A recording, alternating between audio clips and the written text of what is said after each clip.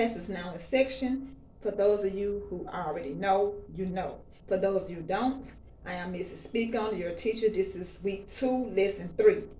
And this is a random lesson, but I feel like y'all should hear it and you should apply it to it. Some of you may feel alone. Some of you may feel like everybody done walked off and abandoned you. Some, of course we all been through betrayal. But let me explain why you feel alone.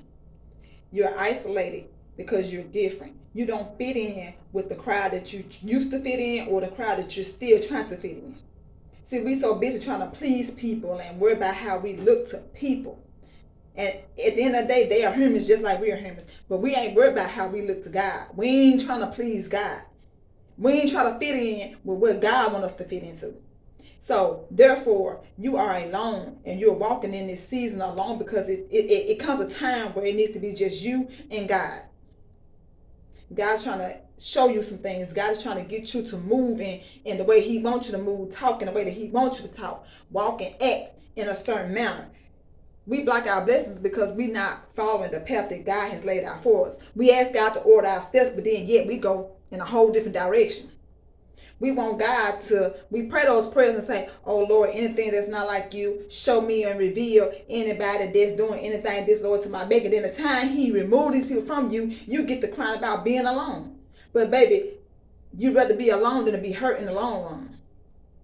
God will remove people and things out of your life and out of your way that's blocking your blessings before He actually blesses you, because He knows that if He give you these blessings with this same attitude, with that same spirit, with the same actions that we're taking, we're going to blow those blessings. And then we be back crying, talking about, God, it's me again. If you get me out of this situation, I promise I'll never do it again. And then you do turn around and do it again. Am I lying? Because some of y'all go to the club and y'all get drunk, and then the Taco Bell get the bubble in your stomach, and you be sitting on the toilet saying that same prayer. And then He deliver you from it, and you turn right around and go do it again, Saturday night again. I'm not judging nobody. I'm just trying to make an example. All I'm saying is, everything in your life happens for a reason and for a season. A lesson and a blessing. Everything in your life is not going to last. Everything has an expiration date, which means it comes to an end. Y'all be so butt ass hurt about these friendships, but spell the word friend and then put ship at the end. All ships don't sail. Some ships sink. Friend, F-R-I-E-N-D, ends. It's something's just gonna come to an end. Even your family, they say blood is thicker than water. It's not.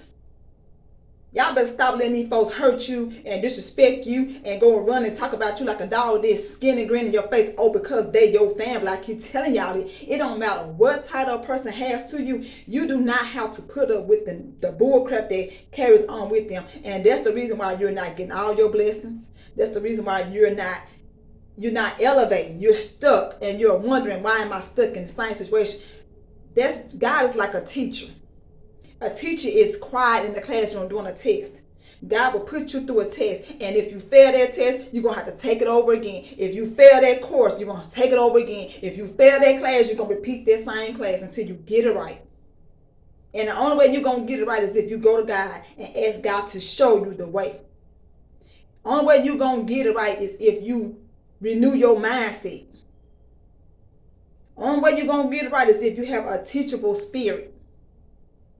Let somebody teach you something. Stop saying, oh, you too young, you can't teach me nothing. Oh, you too old, you can't teach me nothing. The best thing you can do is get wisdom from an older person. I sit and talk to an old person all day long before I sit and talk to a person that's my age or somebody younger. Like my grandma always say, baby, if you ain't been through this and you ain't been through that in life, you ain't lived long enough. Keep living. Because it's going to happen. We all going to experience betrayal, or we're going to be the ones that betray somebody. One way or another. Everybody is going to experience a season to where they're going to have to walk alone. But even if you feel like you're walking alone, God is with you. If y'all don't know footprints in the sand, go read it, go look it up. Because in that poem it says that God responded to that person and said, God, they felt like they was alone, but God had to explain to you. In the beginning of your walk, it was 2 sets of footprints, yours and God's. And it got to the point where you feel like you weren't gonna make it, you weren't gonna get to the finish line, you just wanted to give up and stop. You ain't have the strength to go on. But when you saw one footprint, baby, that was not your footprint, that was God that carried you. Go read the poem Footprints in the Sand if y'all ain't never read it. Go read it. Educate yourself. Motivate yourself, uplift yourself, encourage yourself. Stop hanging around these deadbeat ass folks that don't mean you no good, because it's going to come a time where you're going to experience a journey with just you and God. And ain't nothing wrong with it. That's the best place to be, is in the place of God, in the arms of God, and God is in the presence, is with you, around you, and you are guarded and guided by God. Because these other folks are going to lead you to your own, you're going to be in jail or hell. Wise up. And change, wise up and change up. I don't know how else to put it to y'all. I'm running out of time and I'm running out of words, and I'm trying to stay motivational, and I'm trying to watch what I say.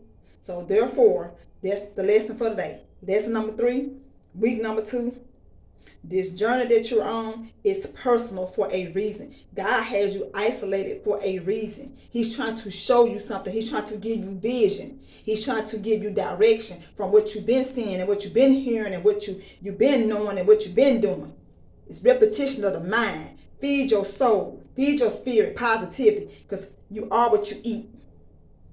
Now, if you eat ass, I don't know what to tell you. But class dismissed. See y'all tomorrow.